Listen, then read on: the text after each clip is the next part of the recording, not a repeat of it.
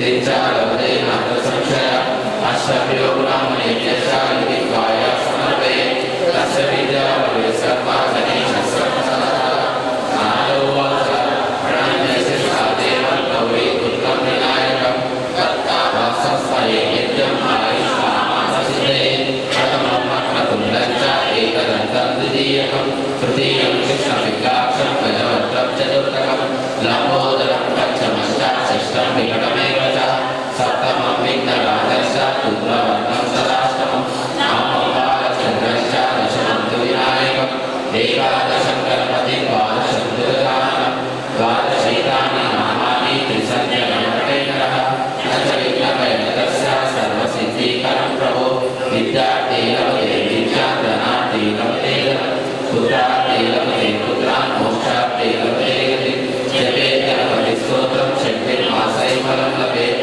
संवत्सरेण सिद्धिं च लभते नात्र संशयः अष्टभ्यो ब्राह्मणेभ्यः लिखित्वाय समर्पये तस्य विद्या भवेत् सर्वा गणेशस्य प्रसादः नारद उवाच प्रणम्य शिरसा देवं गौरी पुत्रं विनायकं भक्तावासस्मरे नित्यम् आयुष्कामार्थसिद्धये प्रथमं वक्रतुण्डं च एकदन्तं द्वितीयकं तृतीयं कृष्णविग्राक्षं गजवक्त्रं चतुर्थकं लम्बोदरं पञ्चमं च षष्ठं विकटमेव च सप्तमं विघ्नराजं च दूरवर्णं तदाष्टमं नवमं बालचन्द्रं च दशमं तु विनायकम् एकादशं गणपतिं द्वादशं तु गजाननं द्वादशैतानि नामानि त्रिसन्ध्यगणपतेकरः न च विघ्नभयन्तस्य सर्वसिद्धिकरं प्रभो विद्यार्थी लभते विद्यां धनार्थी लभते धनं पुत्रार्थी लभते पुत्रान् मोक्षार्थी लभते गतिं जपेत् गणपतिस्तोत्रं शक्तिर्मासै फलं लभेत्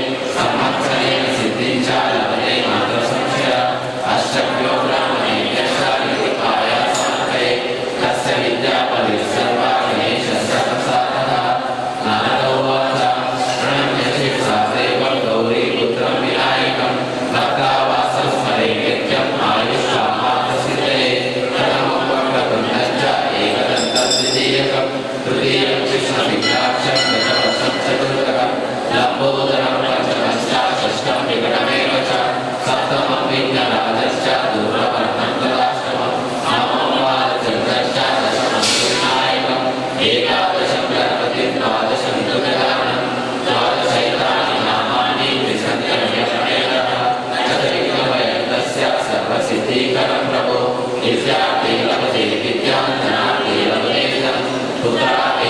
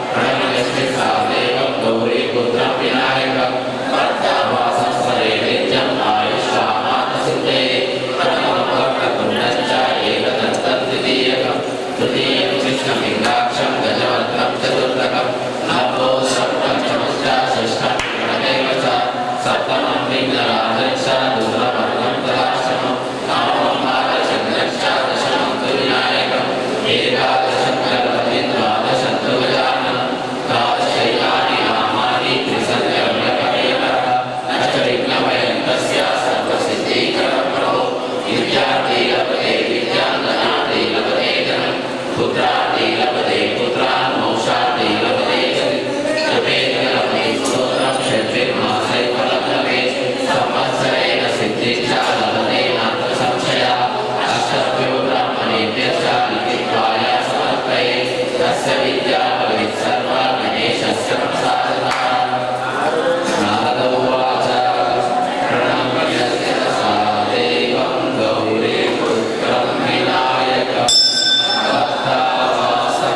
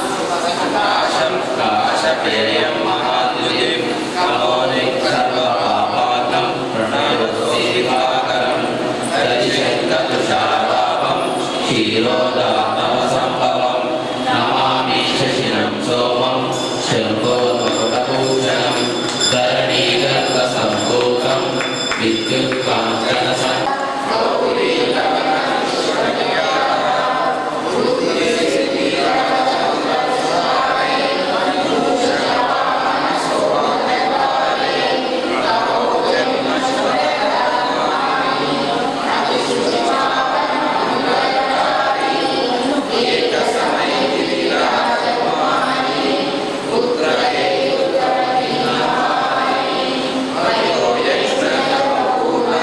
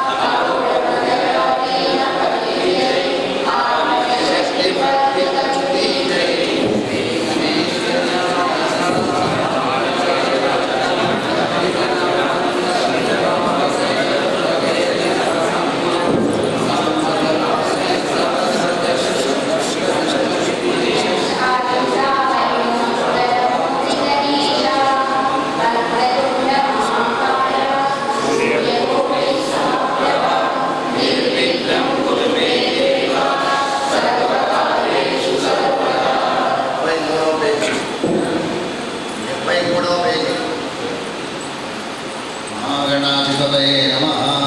ఒక్క క్షణకాలం మౌనంగా గణపతి యొక్క స్మరణ చేయండి.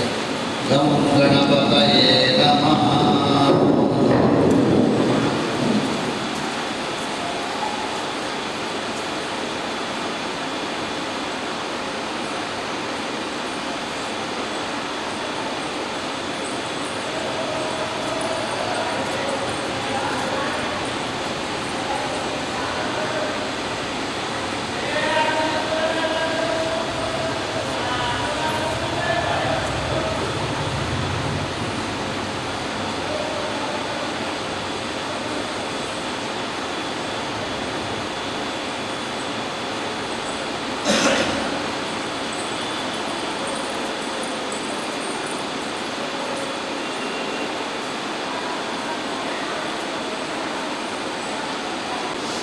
భవానీ అష్టకం.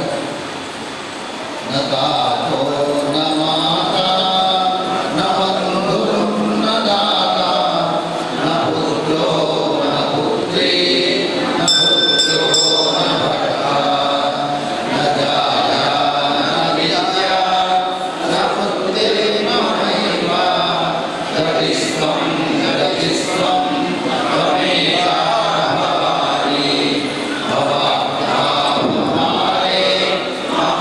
महादुःखभीरो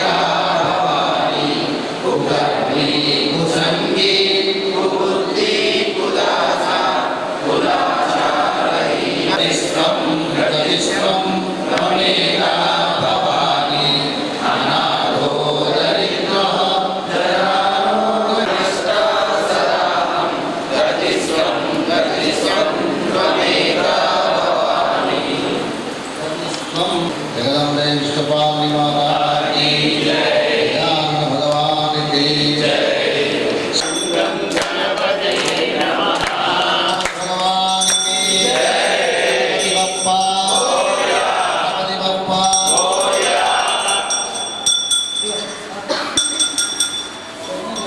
फलं मनोरथफलं पुत्रपौत्रप्रवर्धनं यस्मात् तस्मात् शिवं मे स्यात् शान्तिं प्रयच्छमे फलं निवेदयामि। शिवं शान्तं जगन्नाथं लोकानुग्रहकारणं शिवमेकं परं वन्दे शिकाराय नमो नमः।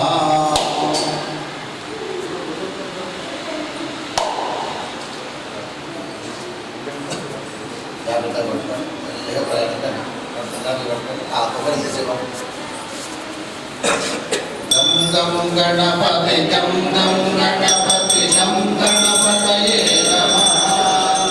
गं गणपति गं गणपति गं गणपतये नमः। गं गणपति गं गणपति गं गणपतये नमः।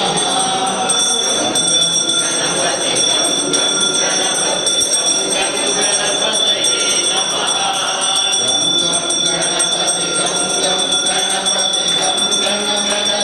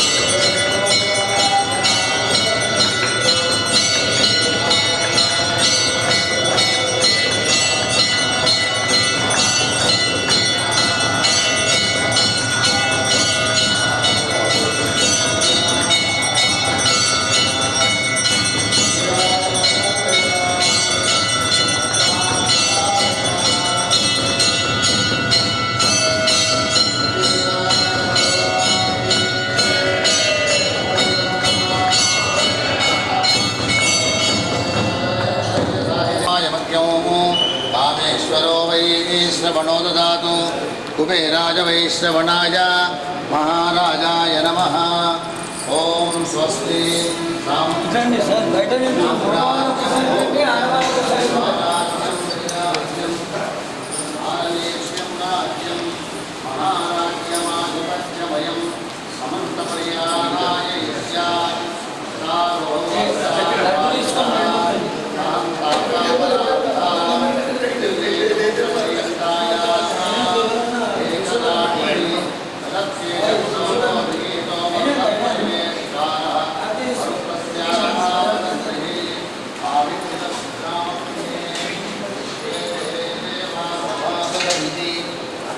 विष्णवे निर्वपदे यज्ञो वै विष्णु यज्ञे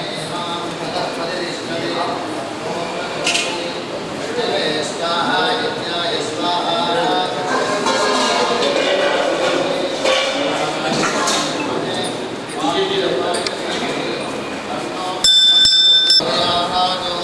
वैश्वानराय विद्महे लालीलाय धीमहि तन्नो अग्निः प्रचोदयात्। ओम वेदात्मनाय विद्महे हिरण्यगर्भाय धीमहि तन्नो ब्रह्म प्रचोदयात्। ओम हंसाय विद्महे परमहंसाय धीमहि तन्नो हंसः प्रचोदयात्। ओम तत्पुरुषाय विद्महे वक्रतुण्डाय धीमहि तन्नो दन्तिः प्रचोदयात्। ओम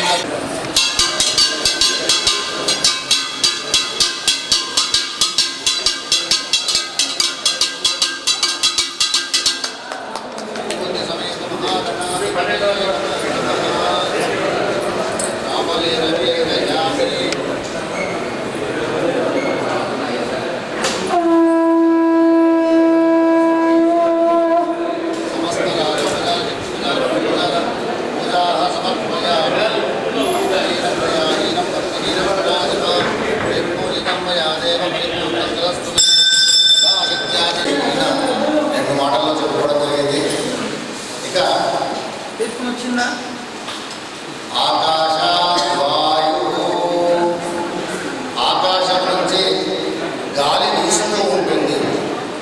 వాయోరగ్ని. రెండవది అగ్నిదేవుడు. అగ్నిదేవుడి యొక్క సహకారం లేకపోతే మన జీవితం ఏమాత్రం కూడా ముందుకు పోదు. ఎట్లాగంటే మన అమ్మ కమ్మటి వంటకాలు చేసి పెడుతుంది. ఆ చేసి పెట్టినటువంటి కమ్మటి వంటకాలు ఏవైతే ఉంటాయో అవన్నీ కూడాను కడుపు నిండా తింటాము, తనివి తీరా తింటాము. కానీ తెల్లవారేసరికి అంత పసుపు అయిపోతుంది. అది కారణం ఏంటి? ఒక్కసారి ఆలోచించండి.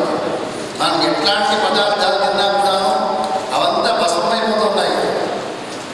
మనకు ఇవ్వవలసినటువంటి ఏ శక్తిని వానో ఆ శక్తిని మనకు ప్రసాదిస్తూ ఉంది. అంటే మనలో ఒక రకమైన జఠరాగ్ని ఉంది. జఠరం అంటే కడుపు.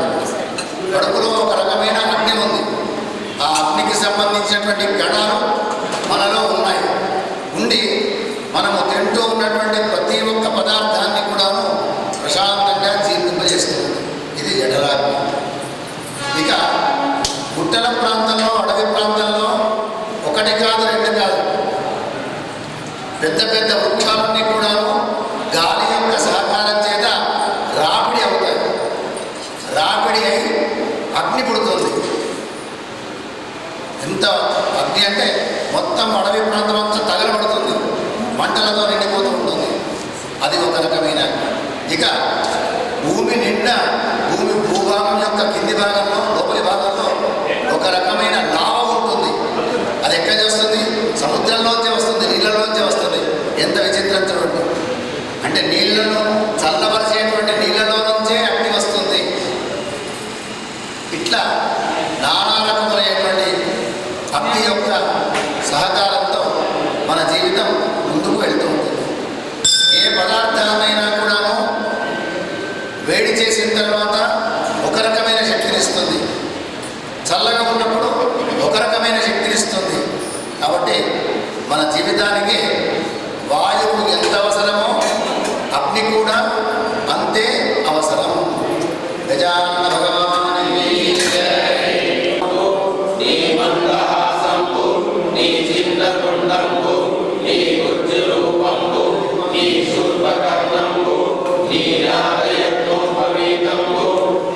భవ్య రూపంబు దర్శించి హర్షించ సమృద్ధి మొక్కంగా శ్రీగంధములు కుంకుమలు అక్షతలు జాతులు చంపకంబులు తరలు మల్లెలు ముల్లలు మంచి చేమంతులను జలగఢేరులను మధ్యలను పొన్నలను పువ్వులను మంచి దుర్గములను తెచ్చి శాస్త్రోక్తరీతి సమర్పించి పూజించి సాష్టాంగం చేసి విఘ్నేశ్వర నీకు ఎండాయ ఉన్నట్టి పండ్లు మరి మత్స్యో దిక్షు కందంబులు గ్రంథం పడలు పడలు వేయి కూరలు మరి గోధుమ పంపులు పడలు మురుగులు కూరలు గారెలు చక్కము చక్రిడి బెల్లము తేనెలు చుట్టు బాదాచము నాను బియ్యంబు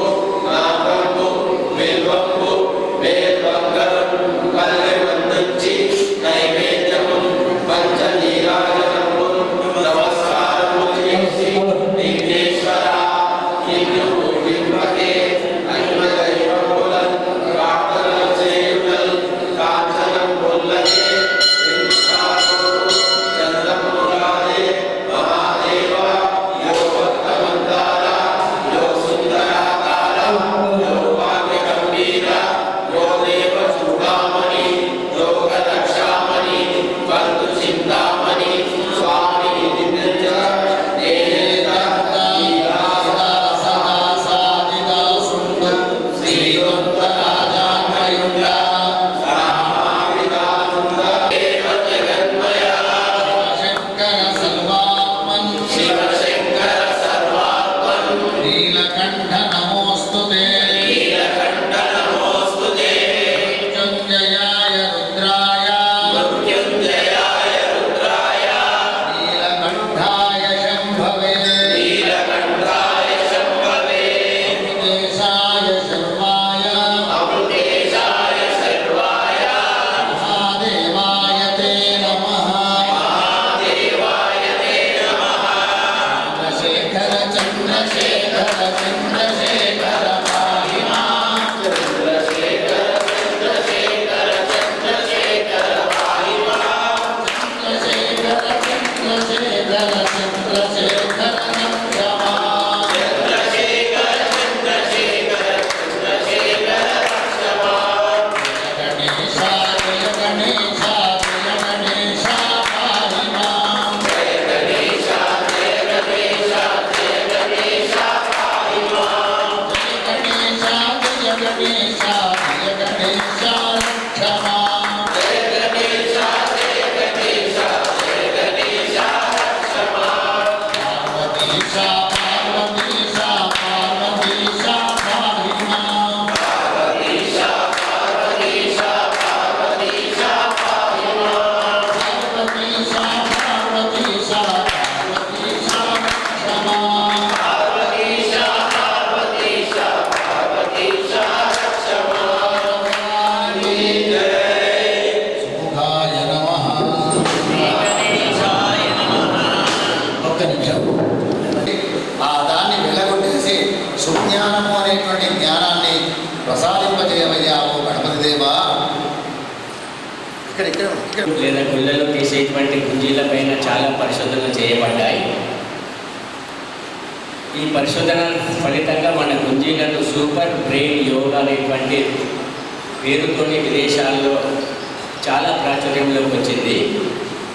సూపర్ బ్రెయిన్ యోగా చేయటం వలన వచ్చే ఫలితాలు ఏ విధంగా చేయాలనేటువంటి విషయాలను ఇప్పుడు చెప్తాను. సూపర్ బ్రెయిన్ యోగా చేసేటప్పుడు మనం నిటారుగా నిల్చోవాలి. మన భుజాలు ఎంత వెడల్పు ఉంటాయో కాళ్ళు అంత దూరం ఉంచాలి. తర్వాత నాలుకను పైకెత్తాలి.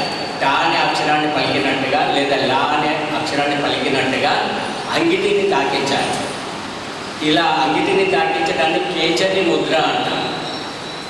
ఇలా ఎందుకు చేస్తామంటే మనం గుంజీలు తీసేటప్పుడు మన శరీరంలో శక్తి ఉత్పన్నమవుతుంది, ప్రాణమయ శక్తి. అది మూలాధారం నుండి మనం మెదడుకు చేరుకుంటుంది. చేరుకునే క్రమంలో చేరుకునే క్రమంలో ముక్కు నుండి నోటి నుండి ఆ ప్రాణమయ శక్తి బయటికి పోకుండా ఇది అడ్డుకుంటుంది. అందుకే నాలుకను పైకి ఎత్తి ఉంచాలి. టా అనే అక్షరము లేదా లా అనే అక్షరము పలికినట్టుగా అట్లాగే ఉంచాలి. సూపర్ బ్రెయిన్ యోగా రౌండ్స్ పూర్తి అయ్యేంత వరకు ఆ నాలుకను అలాగే ఉంచాలి. తర్వాత కుడి చేయిని పైకెత్తి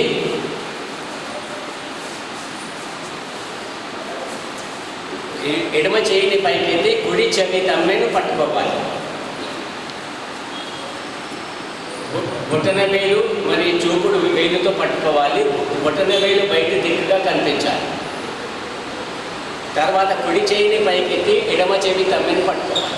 ఇక్కడ కూడా అలాగే చూపుడు వేలు బొటన వేలుతో ఇట్లా పట్టుకోవాలి. ఇక్కడ కూడా బొటన వేలు బయట దిక్కుగా కనిపించాలి. శ్వాస తీసుకుంటూ కింద కూర్చోవాలి.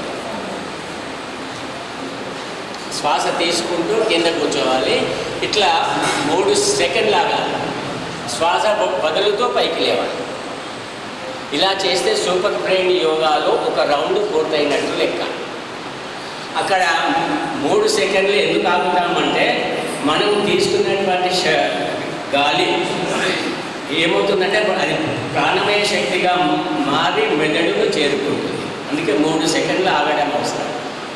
ఇది కుండలిని యోగాలో జరిగే ప్రక్రియ. అంటే కుండలిని యోగా చేసేటువంటి కొన్ని ఫలితాలు సూపర్ బ్రెయిన్ యోగా చేయటం వలన కూడా వస్తాయి. ఇంకోటి మనం చెవి తమ్మిలను పట్టుకుంటాం. ఇది ఆక్యుప్రెషర్ అంటాం. ఇక్కడ ఒత్తిడి కలిగించడం వలన మన మెదడులో ఉన్న నాడులు ఉత్తేజం పొందుతాయి. చెవి తమ్మిలు మెదడుకు రిమోట్ కంట్రోల్ అని చెప్తారు. ఇక్కడ ఏ విధంగా అయితే ఒత్తిడి చేస్తామో ఆక్యుప్రెషర్ చేస్తామో మన మెదడులోని నాడులు ఉత్తేజం పొందుతాయి. సూపర్ బ్రెయిన్ యోగా వలన 2 ముఖ్యమైన ఉపయోగాలు ఉంటాయి. మనలో జ్ఞాపక శక్తి పెరుగుతుంది, మెమొరీ ఇంప్రూవ్ అవుతుంది. మరియు మెదడులో ఉన్నటువంటి 2 గ్రంథులు పీనియల్ గ్రంథి, పిట్యూటరీ గ్రంథి, ఈ 2 కూడా యాక్టివేట్ అవుతాయి. కాబట్టి ఇవి ఇతర గ్రంథులన్నింటినీ యాక్టివేట్ చేసి మన శరీరము ఆరోగ్యంగా ఉంచడానికి ఇది తోడ్పడుతుంది.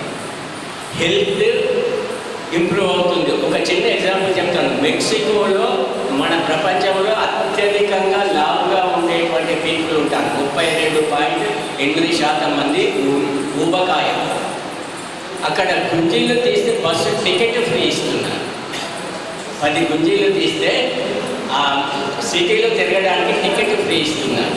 చాలా కంట్రీస్ ఈ విధంగా గుంజీలు తీస్తే రవాణా సౌకర్యం లోపల ఉచితంగా టికెట్ ఇస్తున్నారు. హెల్త్ టికెట్ అంటున్నారు. అంత ప్రాధాన్యత ఉంది. ఇప్పుడు ఒక 14 గుంజీలు మనం తీద్దాం. కానీ దాని వెనుక ఈ చెవులు పట్టుకోవడం వల్ల మెదడుకు సంబంధించినటువంటి నాడులు కదలికలు ఏర్పడతాయి. తర్వాత రెండవది నాలుగు పైకి అన్నటువంటి కారణం చేత ఠం లం, ఈ 2 అక్షరాలు అన్నటువంటి కారణం చేత 2 బీజాక్షరాలు దీనికి కుండలిని శక్తికి మహాబీజాక్షరాలు మహామంత్రాలు చెప్పుకునేటువంటి అవి రహస్య విషయాలు, అవి గోప్యంగా ఉండేటువంటి విషయాలు. కానీ సభాముఖంగా చెప్పడం కూడా జరిగింది. జాగ్రత్తగా చెప్పిన పద్ధతి ప్రకారంగా మేము 16 మందిని తీసుకున్నాం. జయ గణేష్. దంతాయ నమః, కపిలాయ నమః, గజకర్ణకాయ నమః. అందరికీ ఇష్టమైన వాడు గణపతి. చిన్న చిన్న పిల్లల్లో మన గణపతిని గురించి ఎంత చైతన్యం వస్తుందో ఒక్కసారి ఆలోచించి చూడండి. చిన్న చిన్న పాపలు, అగో గణపతి ఎంత అందంగా ఉంటాడు, పెద్ద బొజ్జ, విశాలమైనటువంటి కళ్ళు, విశాలమైనటువంటి చెవులు, 4 భుజాలు, అద్భుతంగా కనిపిస్తుంటాడు. చిన్నపిల్లలు తొందరగా ఆకర్షింపబడుతూ ఉంటారు. మన సంప్రదాయం చూడండి, చిన్నతనము నుంచే తెలియకుండానే ఒక రకమైన చైతన్యం. సరే, ఇప్పుడు కొత్త నమూనా సినిమాలు వచ్చినాయి కాబట్టి ఈ నాట్యాలు డాన్సులు చేస్తున్నారు. కానీ ఆ డ్యాన్సులు కూడాను వాళ్ళకు ఒక రకమైన ఉత్సాహమే. కానీ మంచిగా నాట్యం చేసుకోవడం నేర్పితే మనకు మంచిది. ప్రతి గల్లీలో కూడాను దాదాపు 4-5 గణపతుల్ని కూర్చోబెట్టినారు. అసలు సందులు మొత్తము నిండిపోయినాయి. ఎక్కడ చూసినా కూడాను గణపతి దేవుని యొక్క మండపాలే. పాపం భక్తితో ఇంత దేవుణ్ణి ఆరాధిస్తున్నారు అంటే వాళ్ళందరూ కూడాను పూర్వజన్మలో చేసుకున్నటువంటి పుణ్యంగానే భావించాలి. విశేషంగా గణపతి దేవుని తీసుకొచ్చి పెడుతున్నాము, ఇంత దీపం వెలిగిస్తున్నాము, హారతిస్తున్నాము, నైవేద్యం పెడుతున్నాము, అందరము కలిసి తీసుకుంటున్నాము. మనం ఎక్కడున్నాము? భారతదేశంలో ఉన్నాము. ఈ భారతదేశం అద్భుతమైనటువంటి కర్మభూమి. ఇక్కడ ఏ పుణ్యం చేసినా, ఏ పాపం చేసినా ఆ పాప పుణ్యాలకు శిక్ష కొంతమంది ఇక్కడే అనుభవిస్తుంటారు, కొంతమంది ప్రాణం పోయిన తర్వాత కూడా అనుభవిస్తూ ఉంటారు. ప్రాణం పోయిన తర్వాత అనుభవించడం అంటే భూమి మీద మనము అన్ని రకాల వ్యక్తుల్ని చూస్తున్నాము. కడుపులో జలోదర వ్యాధి, కళ్ళు లేనటువంటి వాళ్ళుగా, చెవులు వినిపించనటువంటి వాళ్ళుగా, కాళ్ళు చేతులు లేనటువంటి వాళ్ళుగా ఇట్లా జన్మిస్తున్నారు.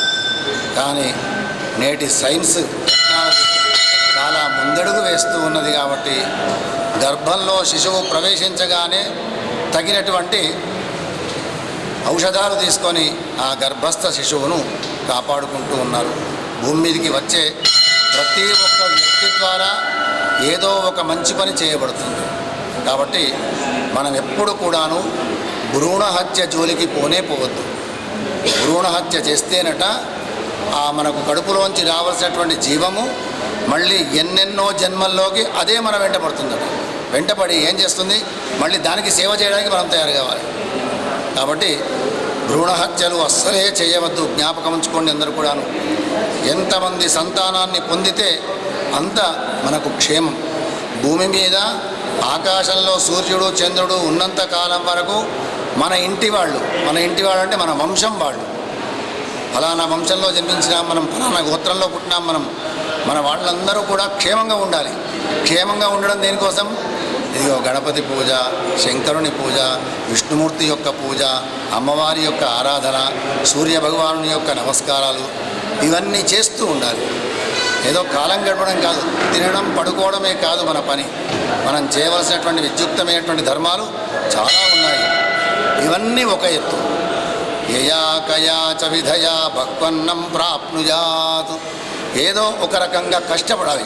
ఏదో ఒక రకంగా అంటే వేరే వాళ్లకు మోసం చేయకుండా, బాధ పెట్టకుండా ధనాన్ని సంపాదించాలి. కష్టపడి చెమట వచ్చి ధనాన్ని సంపాదించాలి. ఎంత సంపాదిస్తామో సంపాదించినటువంటి దాన్ని కూడాను మళ్ళీ దానంగానే సమర్పించాలి. దానంగా అంటే ఇతరులకు కడుపు నింపడం కోసం. అట్లా అయినటువంటి ఏ ద్రవ్యమైతే ఉంటుందో అది ఎప్పటికీ పవిత్రంగా ఉండి మనను కాపాడుతూ ఉంటుంది. కాబట్టి మనం ఆ గణపతి దేవుణ్ణి నవరాత్రుల్లో ఎంతో వైభవంగా ఒక్కొక్క రోజు ఒక్కొక్క రకమైనటువంటి ఉత్సవములతో ఆ భగవానుని ఆరాధించుకుంటూ ఉన్నాము. ఆ భగవంతుని యొక్క ఆశీస్సులు మనందరిపైన ఉండాలి అని చెప్పి K6 ద్వారా మీకు తెలియజేస్తున్నాను. జై గణేష.